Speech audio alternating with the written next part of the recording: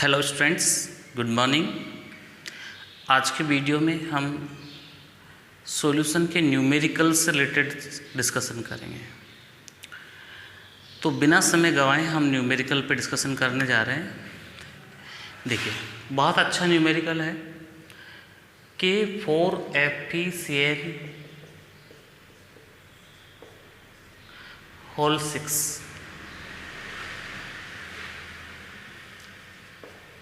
का जलीय विलयन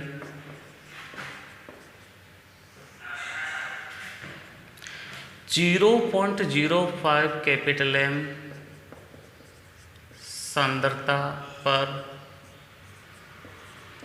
92%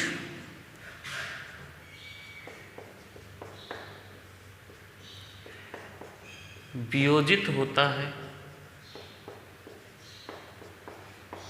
तो 300 केल्विन ताप पर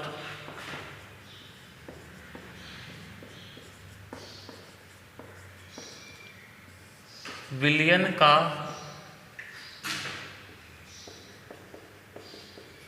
परासरण दाब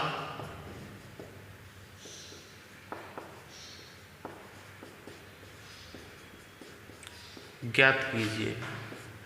R बराबर 0.082 litre atmosphere mall inverse kelvin inverse है।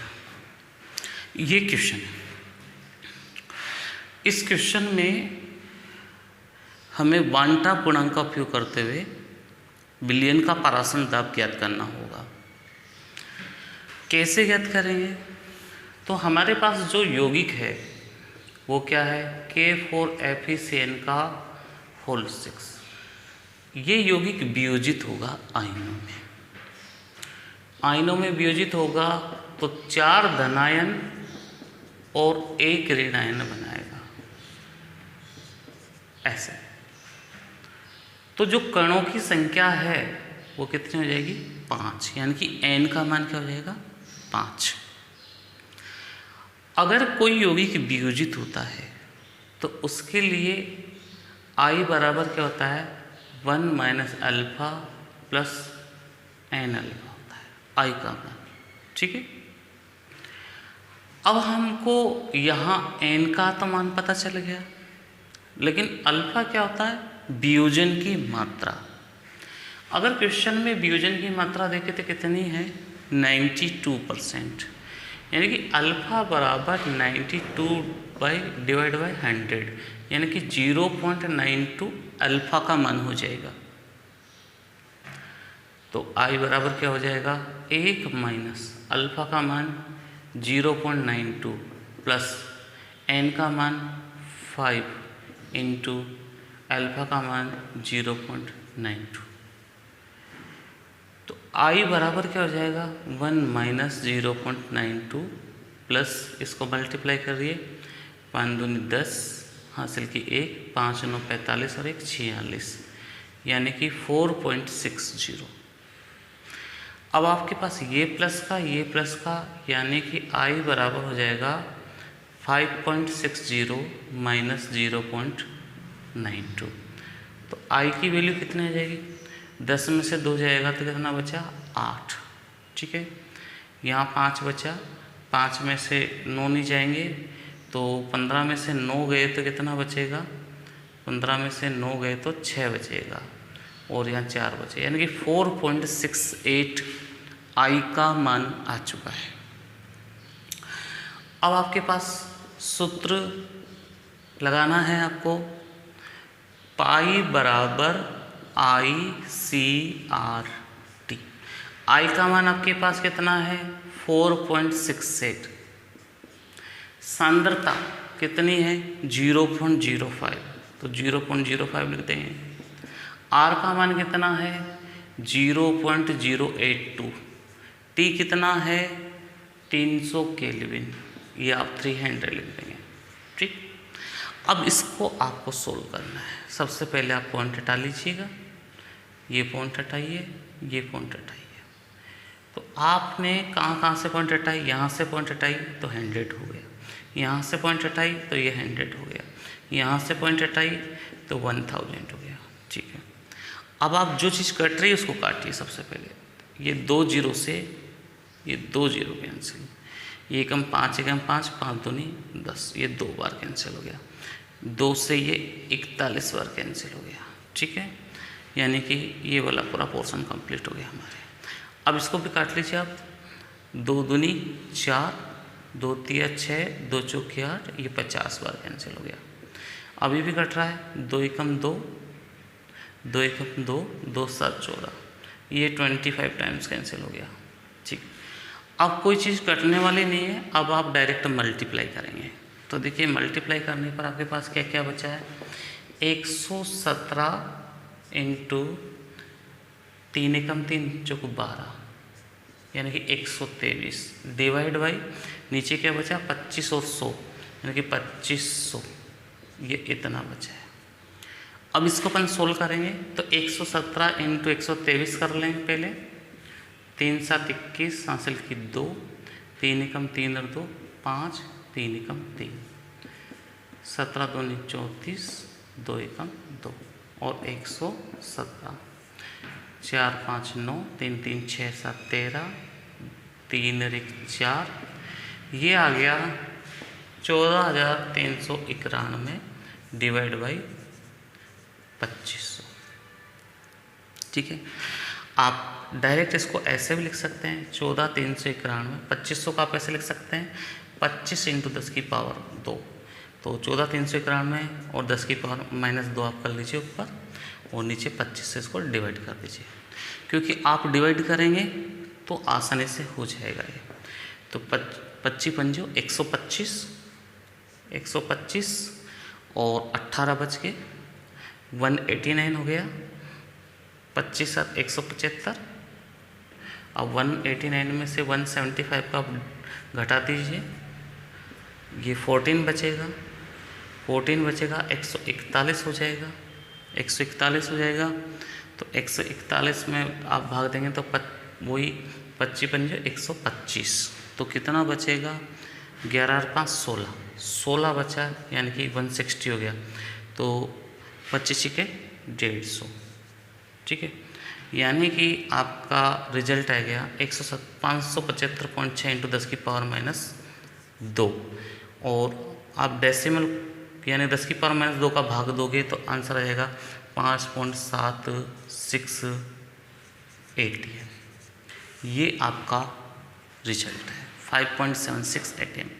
एक बार आप इसकी कैलकुलेशन चेक करना।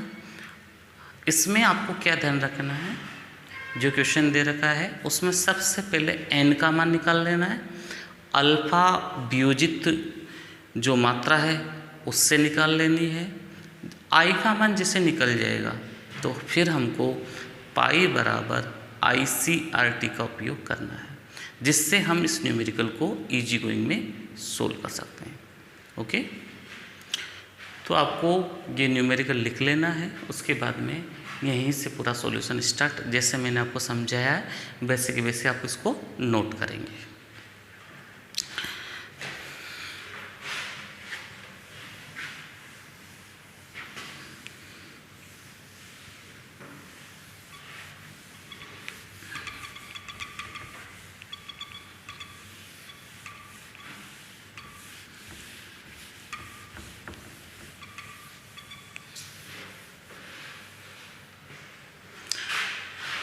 अब हम एक थ्योरेटिकल क्वेश्चन लेते हैं। थ्योरेटिकल क्वेश्चन जो अप्लाइड क्वेश्चन की कैटेगरी में होता है, जैसे आपसे कहा जाए एक मोलर तथा एक मोलल, एक मोलर और एक मोलल, एक कैपिटल एम है और एक स्मॉल एम है, जलीय विलयन में से कौन अधिक सांद्र होगा। ये क्वेश्चन है, एक तरीके से मान के चलिए आपसे क्वेश्चन दिया जाए, आपको क्वेश्चन लिखना है लास्ट में। ये हॉट्स टाइप के क्वेश्चंस रहेंगे और आपको क्वेश्चन दिया जा रहा है एक एम तथा एक एम स्मॉल एम जलीय विलयन में से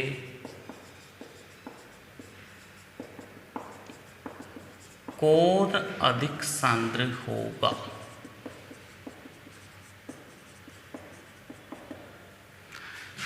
अब आपको समझा देते हैं इसके बारे में। 1m से क्या तात्पर्य है? 1m से तात्पर्य होता है 1 लीटर विलयन में उपस्थित विलेय के मोलों की संख्या। ठीक है, 1m 1 किलोग्राम विलायक में उपस्थित विलेय के मोलों की संख्या, ऐसा है। अब इसका आंसर आपको देना है 1m का जलीय विलयन, कैपिटल M का जलीय विलयन 1 स्मॉल m के जलीय विलयन से अधिक सांद्र होगा। क्यों होगा? क्योंकि फिर लिखना है आपको, क्योंकि एक कैपिटल M जलीय विलयन में, एक कैपिटल M जलीय विलयन के 1 लीटर में विलेयकी कणों की सांद्रता ज़्यादा होती है, तुलनात्मक रूप से 1 स्मॉल m से। तो 1 लीटर विलयन में विलेयकी कणों की संख्या ज़्यादा होगी, इसलिए 1 कैपिटल M अधिक सांद्र होगा। तो आंसर कैसे लिखना है? 1 कैपिटल M का जलीय विलयन अधिक सांद्र होगा क्योंकि 1 लीटर विलयन में विलेयकी कणों की संख्या अधिक होती है। चलिए अगले क्वेश्चन की ओर बढ़ते हैं। दूसरा क्वेश्चन लेते हैं। क्या गर्मियों के दिनों में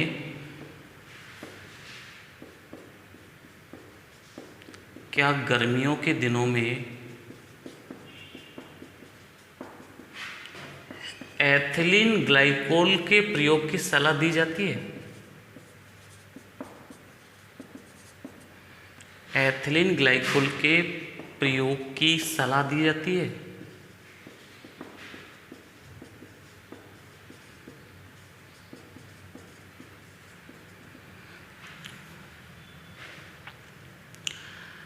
आंसर इसका हाँ, दी जाती है।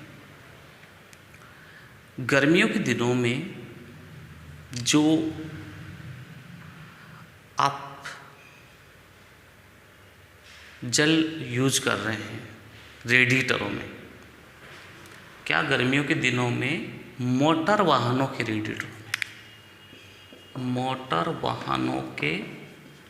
रेडिएटरों में अगर ये वर्ड यूज होता है तभी आप कहेंगे हाँ, क्योंकि गर्मियों के दिनों में जो जल है वो एक विलायक का कार्य कर रहा है और तापमान के कारण उसका हिमांक बढ़ जाता है। लेकिन जो आप एथिलीन ग्लाइकोल यूज कर रहे हैं, लेकिन एथिलीन ग्लाइकोल एक प्रतिहिम मिश्रण होता है। क्या होता है? प्रतिहिम मिश्रण होता है। प्रतिहिम मिश्रण का मतलब होता है जो विलायक को जमने नहीं देगा। ये प्रतिहिम मिश्रण होता है जिसका जल के साथ बना मिश्रण -36 डिग्री सेल्सियस तक जमता है। तो गर्मियों के दिनों में आपने यदि एथिलीन ग्लाइकोल का उपयोग किया तो ये कार के रेडिएटर को या मोटर वाहन के रेडिएटर को ठंडक प्रदान करेगा, इसलिए आप इसका उपयोग कर सकते हैं। टेम्परेचर ये मेंटेन करके रखेगा। तो क्वेश्चन अगर ऐसा आता है, क्या गर्मियों के दिनों में मोटर वाहनों के रेडिएटरों में एथिलीन ग्लाइकोल के प्रयोग की सलाह दी जाती है? तो अब आपको आंसर क्या लिखना है? हाँ, सलाह दी जाती है, क्योंकि एथिलीन ग्लाइकोल का जल के साथ मिश्रण प्रतिहिम के रूप में कार्य करता है, जो जल के हिमांक के अवनमन को कम कर देता है तथा कार के रेडिएटरों को ठंडक प्रदान करता है। ये आंसर आपको इसमें लिखना रहेगा। ओके, चलिए अगले क्वेश्चन की ओर बढ़ते हैं।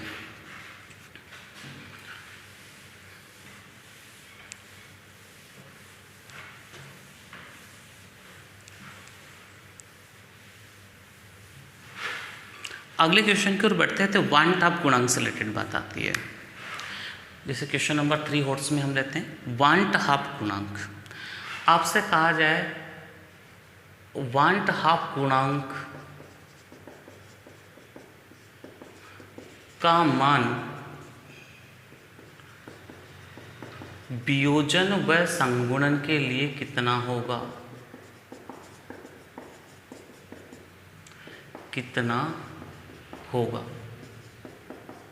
ये क्वेश्चन आपसे पूछा जाए तो इसका सिंपल सा आंसर देना है हमको।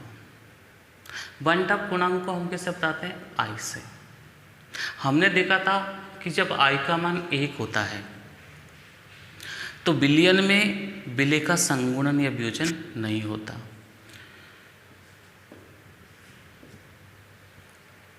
लेकिन आई का मान 1 से ज़्यादा हो रहा है।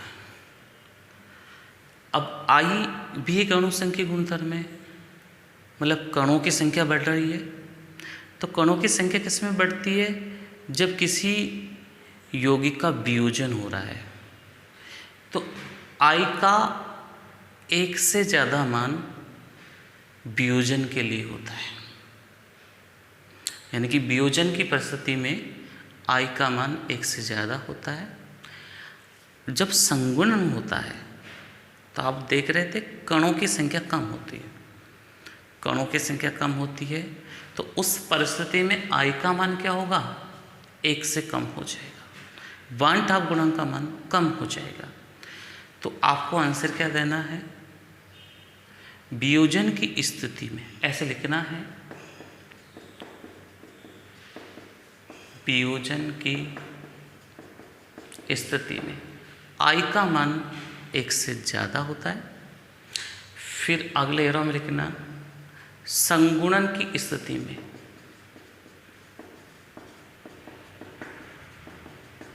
आई का मान 1 से कम होता है। अगले हम क्वेश्चन की ओर बढ़ते हैं, क्वेश्चन नंबर 4 लेते हैं। क्वेश्चन नंबर 4 में आपसे पूछा जाता है कि 1 m ग्लूकोज है आपके पास तथा 1 m NaCl में से किसके क्वथनांक में उन्नयन ज़्यादा होगा।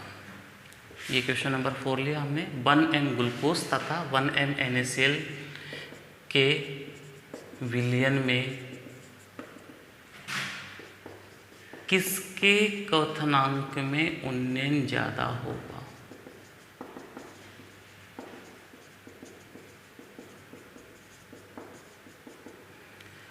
अब ऐसे क्वेश्चन और भी कैटेगरी में इनको ज़्यादा बढ़ा के भी ले सकते हैं।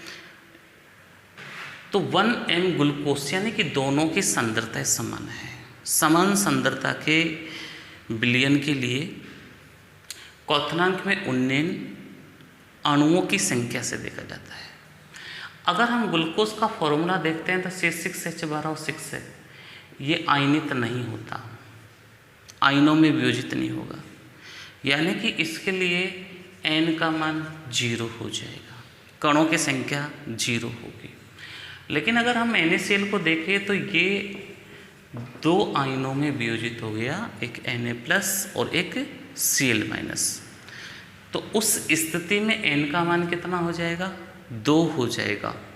अगर n का मान जितना अधिक होता है क्वथनांक में उन्नयन भी उतना ही ज़्यादा हो जाएगा, क्योंकि विलय के कणों की संख्या बढ़ जाएगी, आयनों की संख्या बढ़ जाएगी।